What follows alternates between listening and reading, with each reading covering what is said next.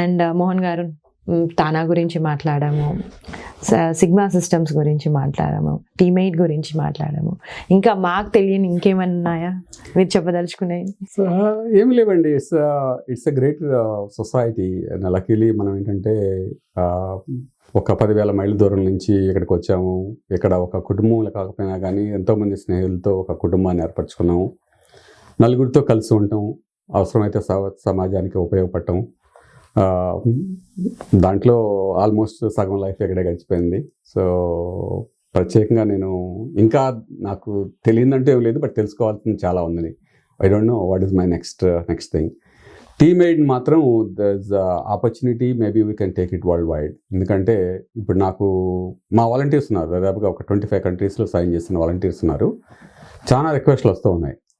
Germany, Australia, New Zealand, even entire Europe నుంచి ఎవరన్నా మన ఇండియన్స్ చనిపోతే ఇండియా పంపించాలంటే సలహాలు ఇస్తున్నాము, హెల్ప్ చేస్తున్నాము.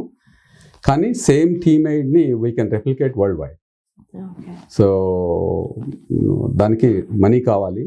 So maybe that's my retirement job. When we have enough resources probably I can expand worldwide. నా రిటైర్మెంట్ తర్వాత కూడా నేను కూడా జాయిన్ అవుతాను. So nice of you, thank you అండి.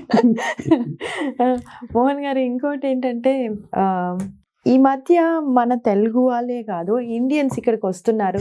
అప్పట్లో అందరం హెల్ప్ చేసుకునే వాళ్ళం ఒకరికొకరము. ఈ మధ్య కాస్టిజాలని, జెలసీ అని చాలా వచ్చేస్తున్నాయి. ఐ మీన్ దాని గురించి మీరు ఏం మాట్లాడతారు? అది కూడా 7 సముద్రాలు దాటి ఇక్కడికి వచ్చి ఇక్కడ. I totally agree with you అండి. అన్ఫార్చునేట్లీ ఆ ట్రెండ్ చూస్తూ ఉన్నాము. నేను కూడా మనకి భావదరిద్రం ఫస్ట్ ఆఫ్ ఆల్ ఏంటంటే, ఇండియా నుంచి ఇక్కడికి వచ్చాము. ఇక్కడికి వచ్చిన తర్వాత స్థిరపడిన తర్వాత ఐడెంటిటీ క్రైసిస్. ప్రతి ఒక్కళ్ళు ఇప్పుడు మీరు సంఘాలను కూడా చూస్తే ఎందుకు ఈ సంఘాలు మొదలయ్యాయంటే, ఎవరికైతే అవకాశం లేదో ఒక నాయకుడిగానో, ఆ సంఘాన్ని నడిపించే అధ్యక్షుడిగానో, లేకపోతే ఒక పదవి లేకపోతే సొంతగా కొంపడ పెట్టుకుంటే instantly you are the leader. So దాంట్లో వీళ్ళు క్రియేటివిటీ మొదలుపెట్టారు. ఓకే, మన కులంతో అయితే బాగుంటుందా, లేకపోతే మన జిల్లా అయితే బాగుంటుందా, మన రాష్ట్రం అయితే బాగుంటుందా. First of all you are forgetting thinking yourself as an Indian. తర్వాత రేపు మన పిల్లలు ఇక్కడ పుట్టి పెరుగుతున్నారు కదా, రేపు వాళ్ళని ఎవరు చేసుకుంటారో మీకు తెలియదు. వాళ్ళు తెల్లవాళ్ళని చేసుకోవచ్చు, నల్లవాళ్ళని చేసుకోవచ్చు, వేరే మతస్థులను చేసుకోవచ్చు. అట్లాంటప్పుడు మనం మన కులాన్ని పట్టుకొని వేలాడటం అనేది అర్ధరహితం.